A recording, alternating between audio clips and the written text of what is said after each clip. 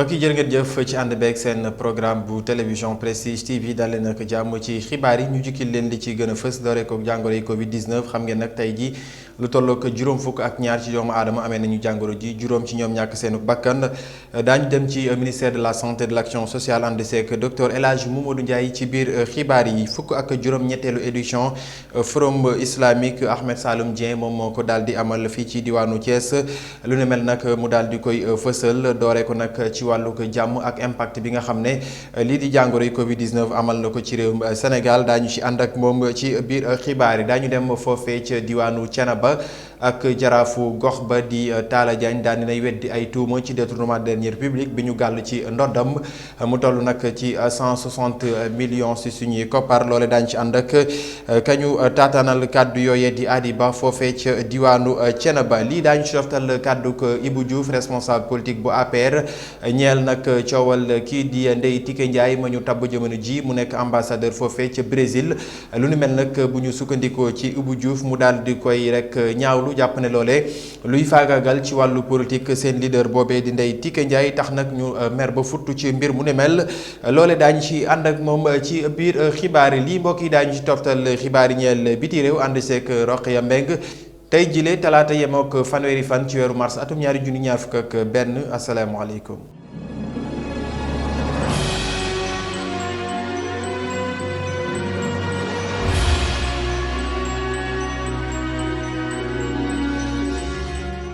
mu ngoog ñu dellu nuyu leen jaajëfal leen ci ànd beeg seen programme bu télévision Prestige TV ni ñu ko junjee ci ponk xibaar yi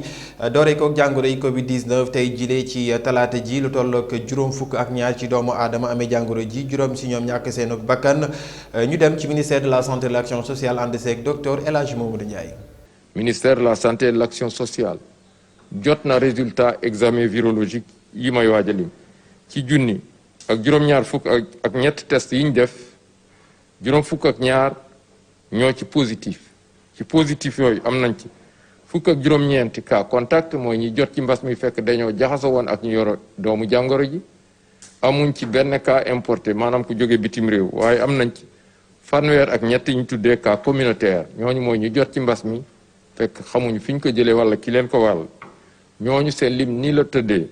ci Ndakaaru ak li ko wër am nañ fukk ak benn yu tëddee nii ñett ci Mariste benn ci Almadi benn Barak Cambérène Cité Mixa Diamniadio Kër Ndiaye Lo Sébikotane ak Yombol ci région yi am nañ ci ñaar fukk ak ñaar yu tëddee nii juróom ci Kolda ñett ci Thiès ak Ziguinchor ñaar ci Matam ak Tamba benn ci Bounkiling Kédougou Xombol Saly Tasset Thiadiaye ak Thiénaba Seck téeméer ak juróom-ñetti fukk ak juróom-ñetti malade ñu entré woon hôpital ak ñu doon topp ci biir kër yi wér nañu bés ni ki tey dinañu génn bu si yàlla àndee fanweeri malade ñoo nekk réanimation juróomi malade ñoo ñàkk seen bakkan bu su démb altine ñaar fukki fan ak juróom-ñeent ci weeru mars mi ñu nekk ñeneen ñi des hôpital ak malade yi nga xam ne ñi leen topp ci biir kër yi ñu ngi am tan mu ngoog mu nekkoon docteur El Hadji Mamadou Ndiaye ci ministère de la santé et de l'action sociale ñu bàyyee ko foofee ñëw ci diwaanu Thiès wax nag ci fukk ak juróom-ñetteelu édition bi ñu jagleel forum islamique pour la paix Ahmed Saloum Dieng moom moo ko daal di amal lu ni mel nag mu daal di ci àddu waxtaane nag ay ponk yu am solo rawatina impact bi nga xam ne lii di jàngoro yi Covid 19 daal dina koy def loole nag mu yëkkati ay kàddu ñaawlu nag yenn manifestation yi amoon ci biir réew mi lu ni mel tax mu woo askanu sunu gaal ci ak dal leeral yi ñu ànd seek Adiba li ñu gis si réew mi fan yi passé tiital na góor su ne te al fitnatu naa'imatun la'ana man ayqazaha fitna dafay nelaw yàlla rëbb na ko yee te képp ku yee fitna nag mën nga ko yee waaye doo ko mën a tëral kon nañ moytu fitna moytu xeexu waaso moytu xeexu diine moytu xuloo ngir principe politique jatti xuloo kenn ku leen défendre ce principe boo convaincre citoyen sénégalais yi réew tànn su élection jotee ñu tànn la jiital la jàmm daal mooy jàmmi réew mi jàmm mooy jàmm askan wi jàmm mooy jàmm diine ji su jàmm amul jàkkee sax des na tuuti kenn du ci mën a am ndax li bigéeyee ay benn ambassadeur nekkatu fa ambassadeur yi dafa ne ñibbi nañ ndax da ngay yor sa oto di dawal en tant que ambassadeur ab xale teg la fital ni la wàccal oto bi jël oto bi doo am foo ko porter plainte ndax tribunal amatu fa police amatu fa gendarmerie amatu fa kon nag maa ngi woo société sénégalaise ñu suuxat jàmm dund jàmmoo ndax Sénégal comme ni ma koy waxee saa su nekk dafa nekk pays phare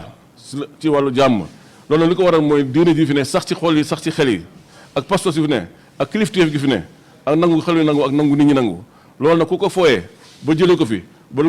indiwaat ko fi dina jafe kon nag ñu ngi gërëm aussi di beneen nuyoo sëñ Mountakha Mbacké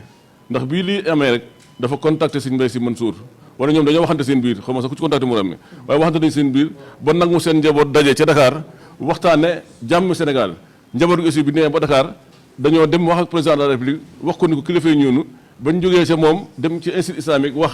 beneen njabootu sëñ Mountakha dem ci opposition wax ak ñoom ba jàmm ji taxaw tey loolu tey ci bëccëg rek Mamadou Ndiaye mi ma koy wax mi naa ma lii dafa wane waat doole nitu diine yi ci société sénégalaise la nag yombul ndax amul Burkina Faso amul Bénin amul Togo Sénégal la ko yàlla defal kon yàlla na fi sax.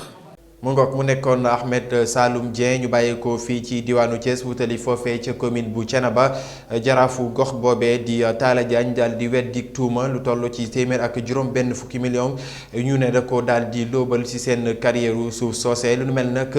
moom jaraafu gox boobee di Talla Diagne jàkkaarloo nag way taskatu xibaar yi weddi ko ba mu set wicc ay kàddoo Moussa Mbaye la ko dénk ñu teewlu ko. di leen xamal ni fan yu néew ci ginnaaw lii may def nag population Sénégal bi nga xam ne ñooy samay nawle di ma dégg moo tax tey ñu andi leeral waaye bu doon commune Thiénaba rek du jar leeral parce que xamante nañ bu baax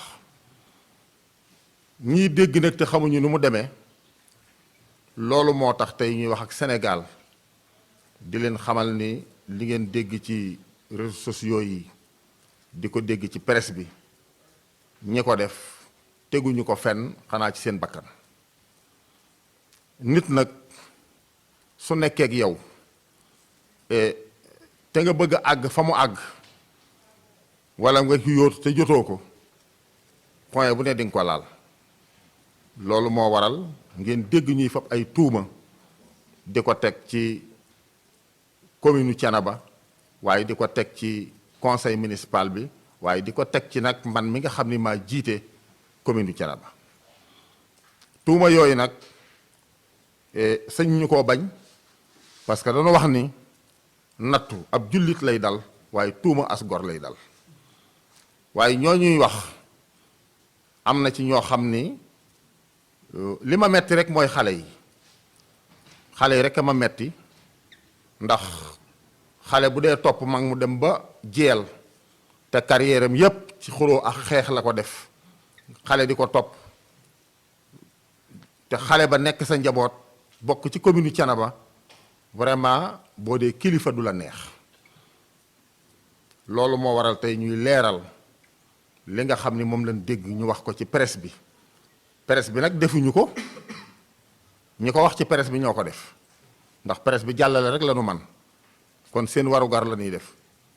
waaye ñi nga xam ni ñoo ko wax nag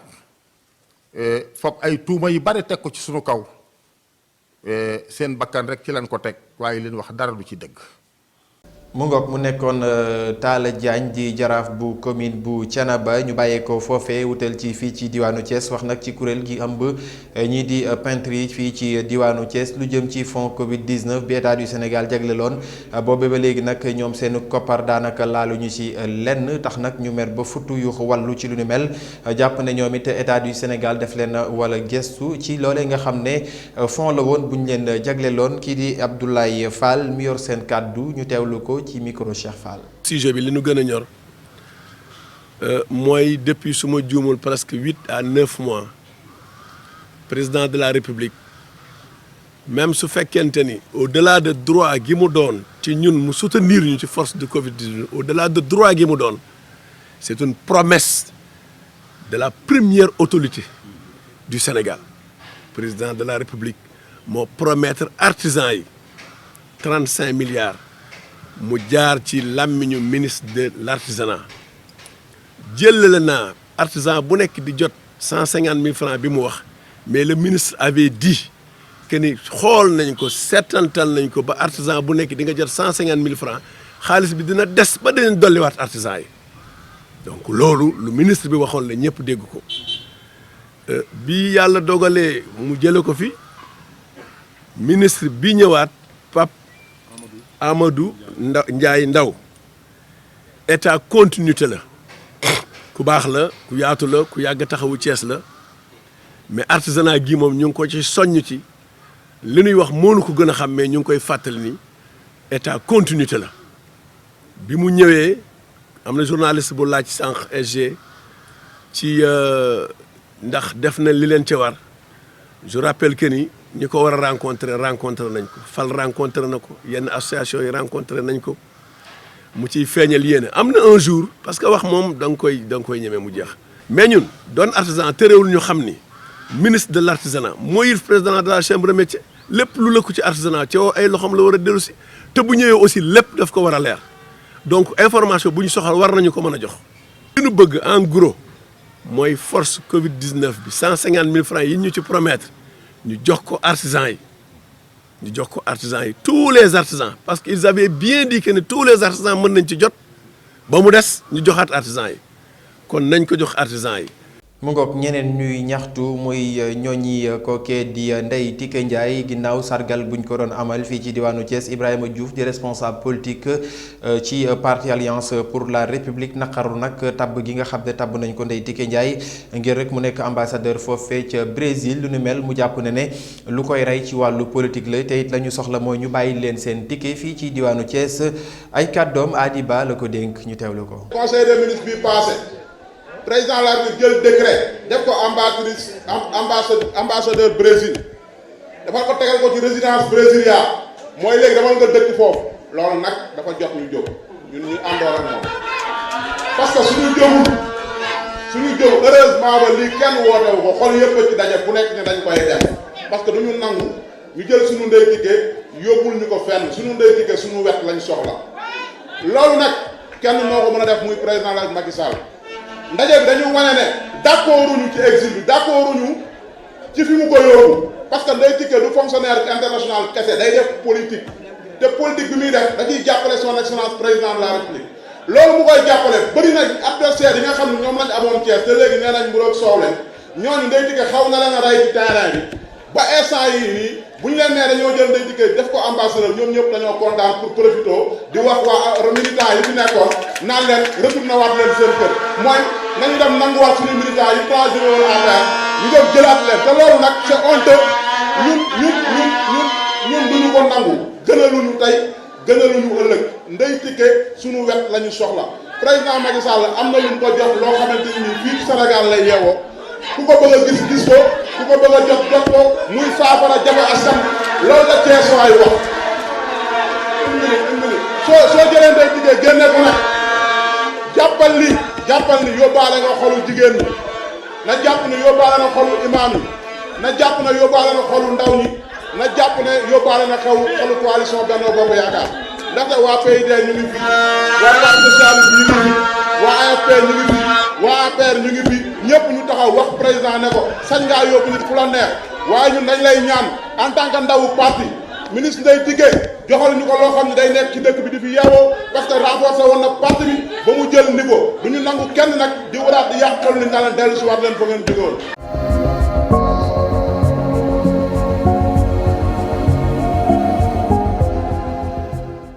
mu ngoog mbokk yi nii la ñuy def tàbbi ci xibaar yi ñeel biir réew mi wax nag ci Yankhoba Diattara mi daal di lancé di projet entrepreneuriat numérique féminin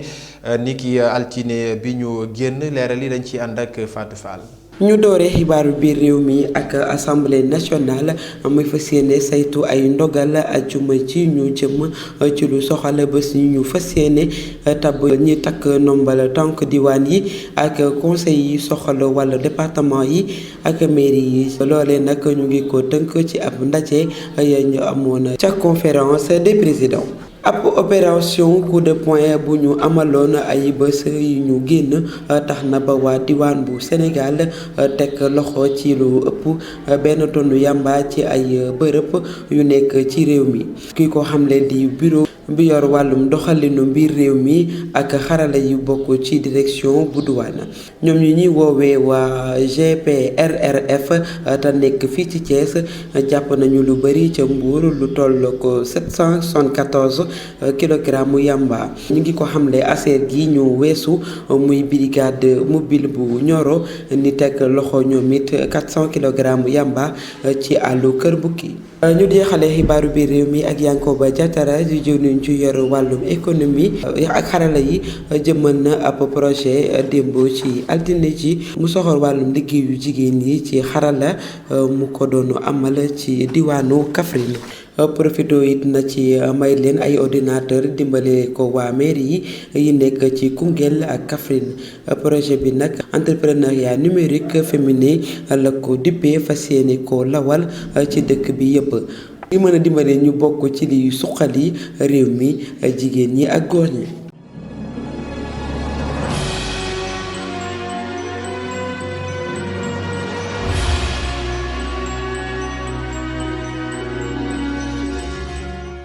mu ngoog sant ko gërëm ko soxna Fatou Fall mi ñu doon jukkil xibaar ñeel bi réew mi noonu la ñuy tàbbee ci xibaar ñeel biti réew ànd seek Roqya Mbeng ñu dooree seeni xibaaru biti réew ak ñaari attaque yu ñu def ni ki altine yam ak ñaar fukki fan ak juróom-ñeent ci weeru mars ñi ko def nag ñi ngi bokk ci jihadiste yi loole mi ngi amee ci bët gànnaaru Côte d'Ivoire ñu fàttali ne mi ngi nekk ci frontière Burkina Faso loole am ginnaaw benn at rek ba beneen attaque amee woon ci waa armée bi lañ ko jëbaloon ñu xamle ne rek ñoom assaillants yi maanaam ñi nga xamante ne ñoo def boobee ñawteef dàq nañu militaire yi ñu dellu ginnaaw laata ñuy amal yooyee njollu mel ni waa AFP bu état major bu armée bu ivoirienne ñoom ñoo ko joxe waaye teguñu ci leneen. Lisbonne moom fi mu ne nii fas yéene na yónnee ci fan yi ñu jëm lu toll ci ay militaire yu bari fële ca réew Mozambique ginnaaw ba mu amee am cong boo xam ne waa groupe état islamique ñoom yi nekk ca Palma ñi ngi xamle ne ñoo ko amal nekk ci bët gànnaaru réew ma ñi ko xamle rek nee nañu altine ji yam ak ñaar fukki fan ak juróom-ñeent la woon ministre portugais ba nga xamante ne mooy yor wàllu affaires étrangères yi Augusto Santos Silva bokk na ci ñi ko dëggal. ñu dem jeexalee manifestants yi nga xamante ne rek ñoom ñoo doon wax ne bëgguñu ne ab coup d'état am foofee ca réewum Myanmar ñu ngi delloo njukkal ki nga xamante ni moo di ab daggkatu garab boo xam ne amoon na ñeent fukki at ak ñaar moom nag dañ koo rey ci ay bés yi ñu génn ñi ko def rek di waa force de l'ordre yi nga xamante ne maanaam ay takk der yoo xamante ni ñoom ñoo ko gisoon rek mu yëg ci motoom ñu daal di tiire daal di yegg ci moom mu mel ni ñi nga xamante ne ñoo di waaye xarala yi nekk foofee ca réew ma ña ngay xam la ne kii mu kookee mooy juróom-ñaareelu doomu aadama bi nga xamante ne rey nañ ko ci rek mu doon doxi ay soxlaam foofee ca biir dëkk ba mu mel ni am na ñoo nga xamante ne toll nañ ci téeméer ci ay doomu aadama ñu dajaloo ngir delloowaat njukkal kookee di charpentier bi maanaam daggkatu garab yooyee loolee mbokk yi moo soxaloon xibaaru biti réew yi.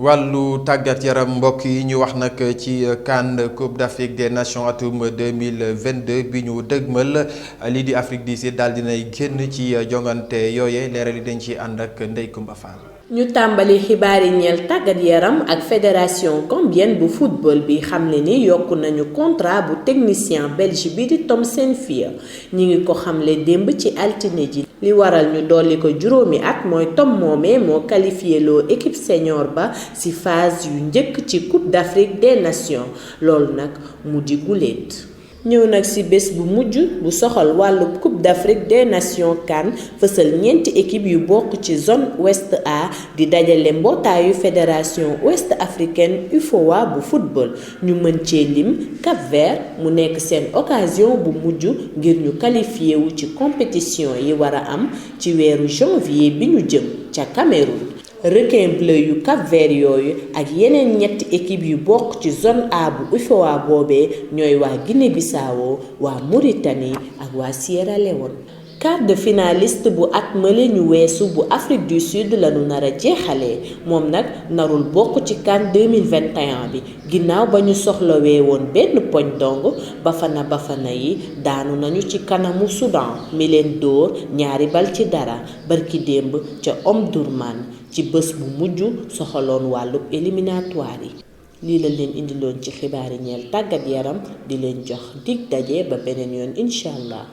mbokk yi jërë ngeen jëf lii moo fi gënoon a fës ci xibaar cant ak ngërëm ñeen la leen jaajëfal ko Ramatoulaye Cissé mi fare woon ci wàllu xarale gi à la réalisation ñu àndoon seek Mamadou Ndiend ak kooke di Soxna Rokhaya Mbeng jaajëfal leen jox leen rendez-vous ëllëg incha allah jërë ngeen jëf.